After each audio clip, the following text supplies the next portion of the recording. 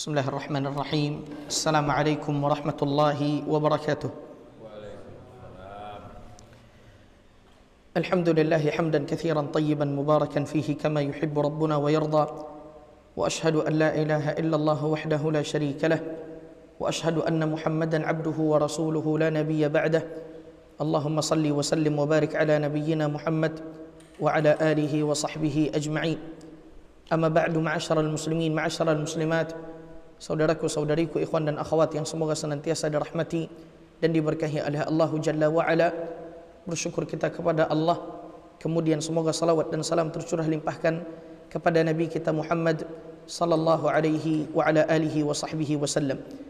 Adapun setelah itu insyaallah Jalla wa Ala, pada pertemuan kali ini kita akan menceritakan sebuah tragedi yang terjadi pada tahun 81 Hijriyah. Tragedi yang lebih dikenal di sisi para sejarawan Islam atau di sisi para ulama dan fuqaha sebagai fitnah Ibnul Ash'ath.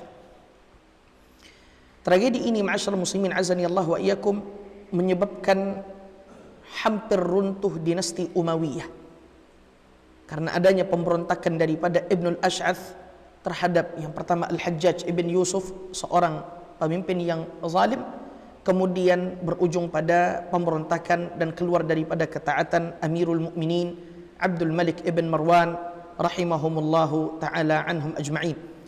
Dan dari kisah ini banyak sekali faedah yang dapat kita dapati dan dapat kita simpulkan bahwa Ahlus Sunnati wal Jamaah mengajak manusia untuk mendengar dan taat kepada para pemimpin kaum muslimin selagi mereka tidak memerintahkan kepada yang mungkar, yang tidak memerintahkan kepada perkara haram, karena hal tersebut adalah kunci daripada keamanan suatu negara dan sebab Allah Subhanahu wa taala melindungi negeri tersebut daripada kekacauan. Perhatikan ma'asyiral ikhwah, karena kajian kita tidak berlama-lama. Ibnul Ash'ath ini adalah seorang, kalau bisa dikatakan sekarang, jenderal, pemimpin perang. Dia ahli di dalam strategi perang. Kemudian dia juga adalah orang yang ahli di dalam peperangan. Dan tidak semua orang yang kuat mampu untuk berperang, sama seperti tidak semua orang yang berilmu mampu berdebat. Jadi Abdurrahman ibn al-Ash'ath, ya, Abdurrahman ibn Muhammad ibn al-Ash'ath adalah orang yang terkumpul padanya nasab yang mulia, baik dari sisi ayah ataupun dari sisi ibu. Kalau saya tidak salah, kakeknya atau kakek buyutnya seorang sahabat. Dari sebelah ibu juga demikian, sehingga terkumpul pada Abdurrahman ibn Muhammad ibn al-Ash'ath kemuliaan nasab dan kedudukan. Kemuliaan nasab sebagaimana yang saya sebutkan, kedudukan dia adalah seorang pemimpin perang yang ahli di dalam taktik dan strategi perang. Nah, apa yang terjadi? Ma'asyiral ikhwa azani Allah wa iyyakum jami'a. Pada tahun 81 Hijriyah, Al-Hajjaj ibn Yusuf Al-Thaqafi, salah seorang gubernur Irak, dan kita sama-sama tahu bahwa Al-Hajjaj ibn Yusuf adalah seorang gubernur yang lalim, ringan pedangnya, kemudian rusak akhlaknya, dan banyak lagi kejahatan-kejahatan dan kelaliman-kelaliman Al-Hajjaj yang tidak perlu satu persatu kita sebutkan. Sederhananya, Al-Hajjaj adalah sosok pemimpin yang zalim.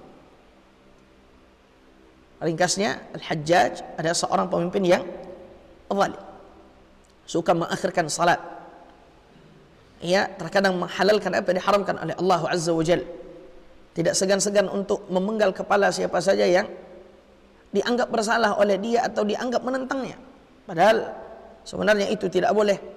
Tak boleh membunuh jiwa seorang mukmin dengan sengaja dan yang lain sebagainya daripada kejahatan-kejahatannya. Jadi di tahun 81 Hijriyah, Abdurrahman ibnu al-Ash'ath ini atau Ibnul Ash'ath diperintahkan oleh Al-Hajjaj ibn Yusuf untuk menuju Raja Turki Ratbil dengan tujuan membalas dendam kaum muslimin terhadap raja tersebut, karena raja ini berbuat zalim dan lalim kepada kaum muslimin, dan Al-Hajjaj memerintahkan untuk memerangi negerinya. Sebagaimana yang saya sebutkan tadi, bahwa Ibnul Ash'ath adalah orang yang ahli di dalam perang. Perhatikan ma'asyarul muslimin, di antara keduanya, di antara Al-Hajjaj dengan Ibnul Ash'ath sudah ada bibit-bibit kebencian yang tumbuh.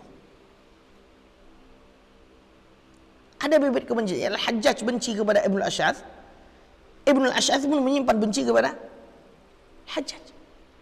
Jadi berawal dari sederhana. Dan ini faidah, tidak boleh kita menggiring umat untuk benci kepada presiden, untuk benci kepada menteri. Sebabnya apa? Lihat, tidak akan ada rasa kepercayaan umat kepada pemimpin. Itulah cikal bakal daripada pecahnya kalimat. Makanya kita melarang untuk membicarakan aib-aib pemerintah di khalayak umum. Bukan kita menjilat, enggak. Tapi lebih dari itu, ada kemaslahatan yang ingin kita jaga. Dari sebelum-sebelumnya kita telah mengetahui bahwa setiap demo yang ada di Indonesia pasti ada kerusakan. Yang diinginkan turunkan undang-undang ini, turunkan undang-undang ini, karena ini mencekik kami. Kenyataan yang ada ketika demo, ya, mereka berbuat kerusakan yang kalau seandainya pemerintah membangun kembali aset-aset atau apa namanya itu, bangunan-bangunan yang dihancurkan, itu banyak duitnya. Nah ini ma'asyiral muslimin azani Allah wa iyyakum, dari sini kita dapat mengambil pelajaran berharga. Jangan pernah menggiring orang untuk membenci amir, membenci baik gubernur, baik bupati, baik daripada presiden yang lain sebagainya.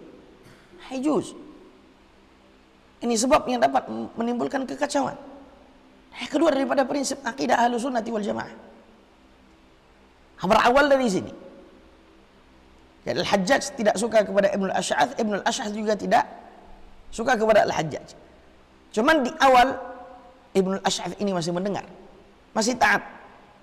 Maka diperintahkan oleh Al-Hajjaj Ibn Yusuf Ibnul Ash'ath, ya, untuk berangkat ke Turki untuk berperang dengan Raja Ratbil. Dan Al-Hajjaj ma'asyarul muslimin melimpahkan banyak harta kepada pasukan Ibnul Ash'ath ini, sampai pasukan tersebut disebut dengan pasukan merak. Saking kan banyaknya harta yang diserahkan kepada pasukan Ibnul Ash'ath. Nah, ma'asyiral ikhwah azani Allah wa iyyakum jami'a, jumlah pasukan tersebut mencapai 120.000 orang. Di jumlah yang tidak sedikit, kemudian harta yang dikeluarkan juga sangat banyak, sehingga pasukan tersebut disebut sebagai pasukan merak. Burung merak itu cantik, indah, menawan. Begitulah pasukan Ibnul Ash'ath ini, cantik, indah, menawan, karena banyaknya, ya, harta yang diserahkan oleh Al-Hajjaj kepadanya. Nah, ma'asyarul muslimin, Al-Hajjaj memerintahkan mereka terus bergerak. Dan memang Allah Azza wa Jalla menakdirkan bahwa setiap kali Ibnul Ash'ath menaklukkan negeri-negeri tersebut takluk. Jadi tidaklah Ibnul Ash'ath berperang, tidaklah Ibnul Ash'ath perang, melainkan menang. Dan ma'asyiral muslimin azani Allah, hingga tibalah musim dingin. Perhatikan, di kelompok Ibnul Ash'ath ini banyak sekali para qurra, banyak sekali para pembaca Al-Quran, banyak sekali para ulama, banyak sekali para fuqaha. Banyak. Di antara ulama-ulama kita, Sa'id ibn Jubair dan yang lain sebagainya, banyak yang keluar jihad. Nah, ma'asyiral muslimin azani Allah wa iyyakum, ketika mereka sudah tiba di musim dingin, perhatikan, Ibnul Ash'ath berpendapat untuk berhenti perang. Sementara sembari kita memperbaiki negeri yang telah kita taklukkan ini, daripada kita memperluas tapi kemudian nanti terbengkalai, tidak bisa diurus, bagus musim dingin tiba, kita berhenti sebentar, kemudian apa yang sudah kita taklukkan kita perbaiki. Dikirim surat kepada Al-Hajjaj, bahwa kami sudah sepakat begini-begini, ini pendapat kami, bahwa kami hendaknya istirahat sejenak terlebih dahulu sebelum menggempur negeri yang lain. Namun Al-Hajjaj menjelek-jelekkan Ibnul Ash'ath. ya dijelek-jelekkan oleh Al-Hajjaj ibn Al-Ash'ath, kemudian pendapatnya juga direndahkan, dihinakan. Bahkan ma'asyiral ikhwah azanillahu wa iyyakum, Al-Hajjaj mengatakan bahwa Ibn Al-Ash'ath ini seorang pengecut. Apa ini? Tetap gempur. Sehingga ada dua pendapat yang saling bertentangan. Ibn Al-Ash'ath ingin stop dulu perang untuk memperbaiki apa yang ada. Adapun Al-Hajjaj tetap memerintahkan kepada Ibn Al-Ash'ath untuk tetap maju. Dikirim surat pertama, dikirim surat kedua, dikirim surat ketiga Al-Hajjaj kepada Ibn Al-Ash'ath. Sakit hati. Ini biangnya mulai dari sakit hati pertama akhirnya menjadi besar. Jadi seakan itu bom waktu. Tahan, meledak. Maka kemudian ma'asyarul muslimin azanillahu wa iyyakum jami'an, Al-Hajjaj, apalagi suratnya kan bukan lagi surat dengan perintah lemah lembut, tapi dengan bahasa yang kasar. Dituduh Ibn Al-Ash'ath ini seorang pengecut, lemah, tidak memiliki keteguhan pendapat. Banyaklah. Maka kemudian ma'asyarul muslimin, Ibn Al-Ash'ath waktu itu mengumpulkan pasukannya yang sangat banyak, lalu meminta pendapat mereka, dan Ibn Al-Ash'ath mengemukakan pendapat yang dia pilih, dan Ibn Al-Ash'ath membacakan atau membeberkan apa yang diperintahkan oleh Al-Hajjaj kepada mereka. Hingga akhirnya semua daripada pasukan Ibn Al-Ash'ath berkata, kita tidak akan mendengar dan tidak taat kepada musuh Allah Al-Hajjaj. Ini perhatikan ma'asyarul muslimin. Ini udah masalah lagi nih. Tidak lagi pribadi Ibn Al-Ash'ath dengan Al-Hajjaj yang bertikai, tapi pasukan itu berkata, kami tidak akan mendengar dan taat kepada siapa? Musuh Allah Al-Hajjaj. Kemudian salah seorang dari mereka berdiri dan berbicara menentang Al-Hajjaj, menyebutkan kezalimannya dan keburukannya. Lalu ia menyeru untuk mencabut baiat terhadap Al-Hajjaj dan membaiat Ibn Al-Ash'ath. Ya ikhwan, akhirnya dibaiat Ibn Al-Ash'ath. Dicopotlah Al-Hajjaj ibn Yusuf oleh pasukan ini daripada gubernur yang sah. Ini belum lagi skala besar nih. Nah, subhanallah ma'asyarul muslimin azanillahu wa iyyakum jami'a. Ini perhatikan, notabene yang ada di atau kebanyakan yang ada di pasukan Ibnul Ash'ath adalah para ulama dan fuqaha. Para ulama dan fuqaha. Ini menunjukkan kepada kita ma'asyarul muslimin azanillahu wa iyyakum, dan mereka berbaiat kepada Ibnul Ash'ath. Masalah mendengar dan masalah taat kepada ulil amri terhadap perkara yang ma'ruf. Terkadang bukan orang awam saja yang tergelincir, tapi orang yang sudah menisbatkan diri kepada ilmu pun terkadang tergelincir dalam masalah ini. Masih menceritakan aib pemerintah, masih kemudian menggiring manusia untuk membenci pemerintah. Bahkan ada di antara orang-orang yang subhanallah sudah LC, MA, doktor, juga ya beginilah, begitulah, ini pemimpin begini. Kita tidak asing. Setelah kita mendengar apa cerita yang terjadi pada Ibn Ash'ath ini, dapatlah diketahui bahwa di antara prinsip ilmu dan prinsip akidah Ahlus Sunnati wal Jamaah yang perlu untuk dibahas, diajarkan kepada umat secara intensif ma'asyarul muslimin azanillahu wa iyyakum, adalah bab mendengar dan taat kepada ulil amri selagi mereka tidak memerintahkan kepada yang mungkar. Jadi ma'asyarul muslimin azanillahu wa iyyakum jami'an.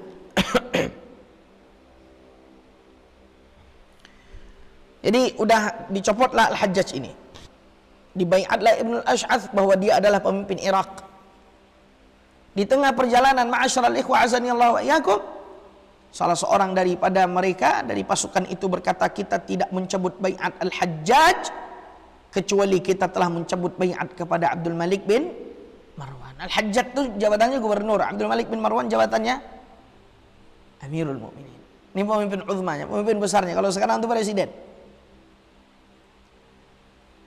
Ya, karena ia adalah pimpinan dari Al-Hajjaj. Kacaulah, makin kacau ma'asyarul muslimin. Di tengah jalan ma'asyiral ikhwah azanillahu wa iyyakum jami'a, terjadilah pembaiatan Ibn Al-Ash'ath dan dicopot dua orang sekaligus. Dicopot Al-Hajjaj sebagai gubernur Bani Umayyah saat itu, kemudian dicopot pula Abdul Malik bin Marwan sebagai pemimpin tertingginya. Nah, ma'asyiral ikhwah azanillahu wa iyyakum jami'a. Apa yang terjadi? Ringkas saja. Apa yang terjadi? Yang terjadi adalah pertumpahan darah. Dikumpulkan pasukan oleh Al-Hajjaj, tapi pasukan yang dikirim Al-Hajjaj ini tidak bisa menandingi kekuatan strategi perang, kemudian banyaknya pasukan Ibnul Ash'ath. Kalah. Dikirim pasukan oleh Abdul Malik bin Marwan, kalah. Ma'asyiral ikhwah azanillahu ikum, banyak ulama yang masuk ke dalam fitnah itu. Di antaranya Sa'id bin Jubair. Siapa di antaranya? Sa'id bin Jubair. 2 tahun kurang lebih kaum muslimin menumpahkan darah. Di sana perang, di sini perang. Waduh, luar biasa. Akibat apa ma'asyiral ikhwah? Akibat tidak mendengar dan taat kepada waliyul amril muslimin. Sampai akhirnya ma'asyiral ikhwah azanillahu wa iyyakum jami'a. Perhatikan, Al-Hajjaj ini tetap tidak menyerah. Kemudian dia berhasil membawa balik pasukan-pasukan yang mereka ini adalah para qurra, para pembaca Al-Quran. Kemudian keluarlah para qurra daripada pasukan Al-Hajjaj, pasukan Ibnul Ash'ath. Baru kemudian Al-Hajjaj mengumpulkan kekuatan lagi di balik para pembaca Al-Quran ini. Baru kemudian setelah itu berhasil menangkap Ibnul Ash'ath. Dan itu setelah terjadi tragedi berdarah selama 2 tahun. Jadi dari tahun 81, 82, kurang lebih 83 baru berhenti fitnah Ibnul Ash'ath ini. Ma'asyiral muslimin azanillahu wa iyyakum. Lihat, tatkala Ibnul Ash'ath ini sudah terkepung, maka dia melarikan diri kepada Raja Ratbil Turki ini, yang dulu ingin dia perangi, minta suaka, minta lindung. Namun akhirnya Al-Hajjaj mengirimkan surat kepada Raja Ratbil untuk mengembalikan Ibnul Ash'ath dengan janji begini. Akhirnya diserahkan Ibnul Ash'ath. Di tengah jalan Ibnul Ash'ath bunuh diri. Di tengah jalan Ibnul Ash'ath bunuh diri. Dan ma'asyiral ikhwah azanillahu wa iyyakum jami'a, saya ringkas karena memang sebelum jam 6 kita sudah harus selesai. Mudah-mudahan Allah azza wa jalla menjadikan kisah ini benar-benar berada di pelupuk mata kita, bahwa Nabi kita sallallahu alaihi wasallam bersabda dalam hadis Abdullah bin Abbas, "Man kariha min amirihi syai'an falyasbir, fa innahu man kharaja minas sultani shibran famata mata mitatan jahiliyah." Kata Nabi sallallahu alaihi wasallam, barang siapa yang melihat sesuatu yang ia benci dari pemimpinnya, maka hendaklah ia bersabar. Sebab karena siapa yang memisahkan diri dari ketaatan kepada penguasa walau sejengkal lalu ia mati, maka matinya seperti mati jahiliyah. Ini dalil yang menunjukkan kepada kita sezalim apapun pemimpin kita, selagi tidak ada kekufuran yang terlihat jelas darinya, maka secara asal kita diperintahkan untuk bersabar. Tetap dengar dan taat, karena memang petaka yang ditimbulkan daripada memberontak kepada waliul amril muslimin itu tidak seindah keinginan kita untuk memberontak mereka. Maknanya ma'asyiral muslimin, tidak ada sejarah melainkan menunjukkan kepada kita petaka besar ada di balik tatkala kita memberontak menentang pemimpin kaum muslimin. Ma'asyiral ikhwah, perlu juga untuk kita sadari kita tidak lagi hidup di zaman Rasulullah. Kita tidak lagi hidup di zaman Abu Bakar, Umar, Uthman dan Ali.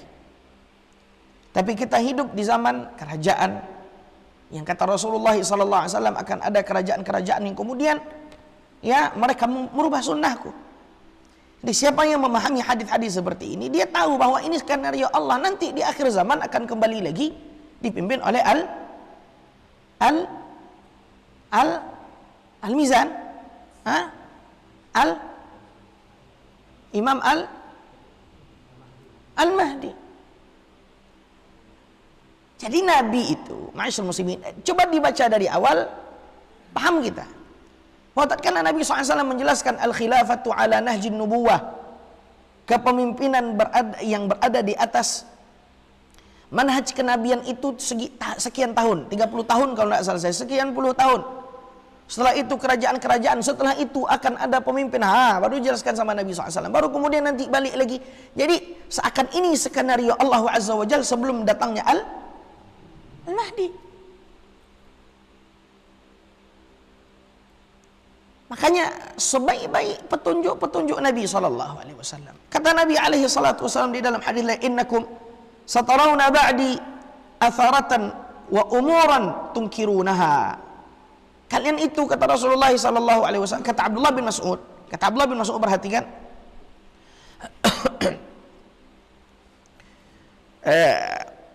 Kata Nabi sallallahu alaihi wasallam, sesungguhnya kalian benar-benar akan melihat setelahku itu sesuatu perkara yang kalian itu membenci perkara tersebut, mengingkari perkara tersebut. Beliau menjawab, ya para sahabat bertanya, apa yang engkau perintahkan kepada kami? Lalu kata Nabi sallallahu alaihi wasallam, tu'addunal haqqal ladzi 'alaikum wa tas'alunallaha alladzi lakum. Kalian tunaikan hak yang menjadi kewajiban kalian dan mintalah kepada Allah hak kalian. Ini subhanallah. Ucapan ini keluar dari Nabi SAW bukan ucapan orang yang lemah mentalnya. Tapi lebih dari itu, Nabi SAW ingin menjaga keutuhan suatu negara. Ingin menjaga agar negeri tersebut tidak terjadi padanya pertumpahan darah. Karena jangan kemudian perbaikan yang kita inginkan ternyata kehancuran yang terjadi. Ini banyak. Antum telusurilah demonstrasi, semua demonstrasi 5 tahun belakang. Di antara yang paling parah yang saya lihat adalah demonstrasi tahun lalu. Ada seorang yang cuman ngantarin makanan, tewas.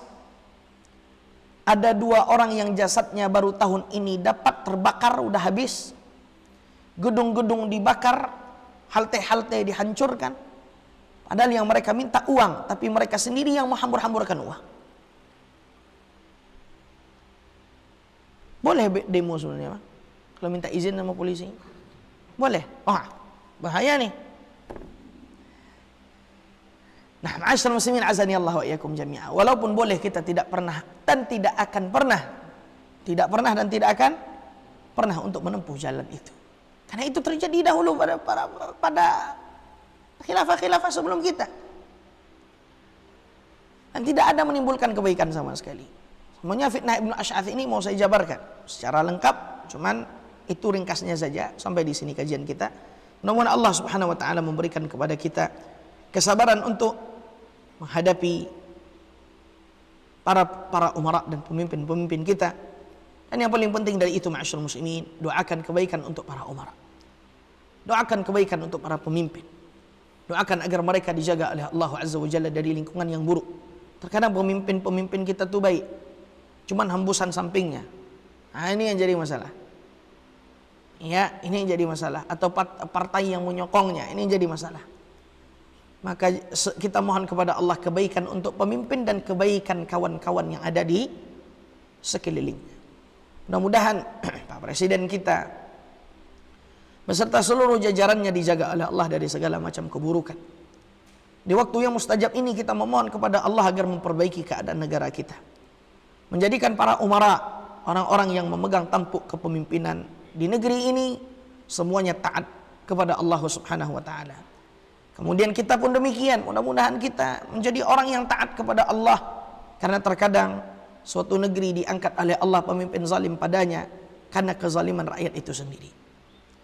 Tatkala rakyat bakhil, maka Allah angkat pemimpin yang bakhil. Tatkala rakyat lalim, Allah pilih pemimpin yang lalim. Tatkala rakyat tak ragu-ragu untuk memakan harta kaum muslimin yang lain, maka Allah Jalla wa'ala utus dan azab negeri atau kaum tersebut dengan pemimpin yang juga memakan harta-harta mereka.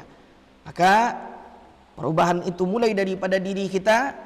Sembari kita berdoa kepada Allah Azza wa Jal agar memperbaiki keadaan kaum muslimin, kita juga berdoa kepada Allah agar memperbaiki keadaan kita. Wallahu alam. Shallallahu wa sallim wa barik ala nabiyina wa rasulina Muhammad wa ala alihi wa sahbihi wa sallam tasliman mazida. Subhanakallahumma bihamdika asyhadu an la ilaha illa anta astaghfiruka wa atubu ilaik. Assalamualaikum warahmatullahi wabarakatuh.